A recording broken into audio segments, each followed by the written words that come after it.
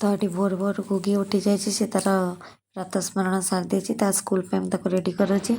एपटे पालंग सागरे अदा कंचा लंका पटे बढ़िया कि पेस्ट हो जाए गोटे पालंग बटा हे बोली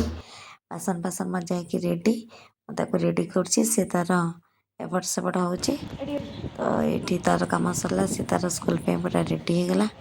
तो ये से मत प्रणाम करता मुझे कहली बस अटा जीवु अटो आसले तो ये जो पालंग जोटा पेस्ट होता अटा चकर देती से रेस्ट कर छाड़देला गोटे बेलिकी मो परोटा भी सेकी दूसरी सका ब्रेकफास्ट जेहेतु तार अटा आसना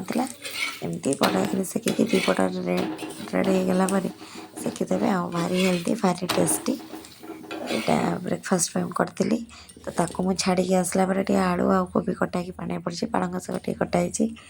अदा कंचा लंका पियाज टमाटो दे गोटे पेस्ट तापर मुझे चढ़ा चढ़ी कर कटाकटी कर दे ठाकुर पूजा मोर रेडी ठाकुर पूजा हो गला। ठाकुर पूजा पर आम ब्रेकफास्ट करवा मुझे खाऊली आ ससटा फ्रिज थी बाहर करनी मुझे खाली परोटा खाई दूसरी परोटा सहित आप चटनी दही सस खाईपर टे पिज नहीं खाऊँ सरलापर आम भात डाली आज बस जा भात डाली बसला गोटे कड़े पानी गरम है आम ये मुग पकईदा मुग को आम भाजिकी भल के धोई पकईदे लुण हल्दी देके समय फुटाइवा छाड़दे मुग एमती होगा रखी काटिकी पालंग शाग पकईदे पालंग शाग को आम 5 ରୁ 10 मिनट खंडे लो फ्लेम सिझेवा छाड़दे तो सिझेला होगा जेहतु शागटा कम थी एमती जना पड़ी तापर हो सारापर आम नड़िया करा पकई देकी बढ़िया कि घाटीदे तो एपटे घाटला आमर गुगी आसी पहुँच जाए खाली गोटे चली कौन भल जिन भल जिन खाइबी पाखापाखि 10:45 तो सीटा शाग हो सारी अलरेडी हो सारापर केवल छुंक देवा कथा एमती पालंग शाग बनाते भल लगे आम आलू कोबी भल कि भाज दूचे नहीं पेस्ट को जोटा देखी पेस्ट को बढ़िया कि कषिकी लुण लंका गुंड हल्दी पकड़ कषा कषि करदे